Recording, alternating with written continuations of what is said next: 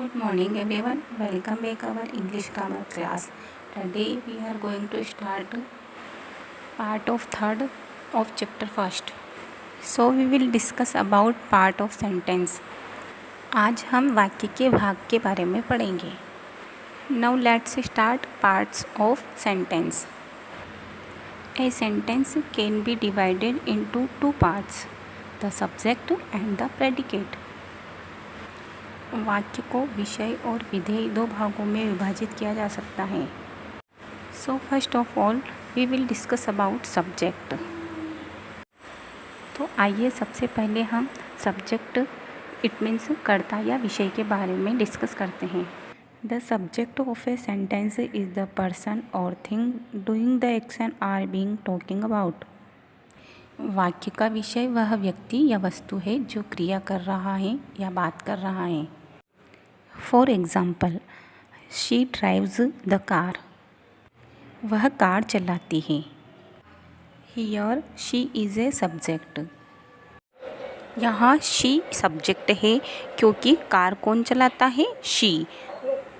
And second example is Rani is a teacher. Rani एक अध्यापिका है. Here Rani is a subject.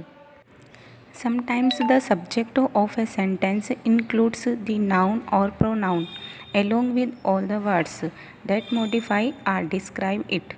But there is a word that is more important than the other words. This word is called a simple subject. कभी कभी वाक्य के विषय में संज्ञा या सर्वनाम के साथ साथ उन सभी शब्दों को शामिल किया जाता है जो इसे संशोधित या वर्णन करते हैं, लेकिन एक शब्द है जो अन्य शब्दों की तुलना में अधिक महत्वपूर्ण है. इस शब्द को सरल विषय कहा जाता है.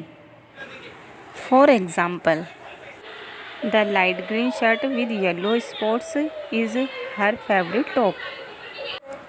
पीले धब्बों वाली लाइट ग्रीन शर्ट उनकी पसंदीदा टॉप है. इस वाक्य में सब्जेक्ट के साथ साथ दूसरे नाउन और प्रोनाउन का यूज़ भी किया गया है. शर्ट एक इम्पोर्टेंट वर्ड है और यह सिंपल सब्जेक्ट है.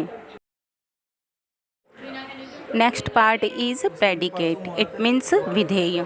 The part of a sentence including the verb that states something about the subject is called a predicate. एक वाक्य के भाग में उस क्रिया को शामिल करें जो विषय के बारे में कुछ बताती है, उसे विधेय कहा जाता है. यानी कि कर्ता या सब्जेक्ट के बारे में जो कुछ कहा जाए उसे विधेय या प्रेडिकेट कहते हैं. For example, she reads a book. वह पुस्तक पढ़ती हैं. Here reads a book is predicate because said something about the subject. इस वाक्य में शी सब्जेक्ट है और इस सब्जेक्ट के बारे में कहा गया कि वह पुस्तक पढ़ती है. So she is a subject and reads a book is a predicate. Next example is we clean our room.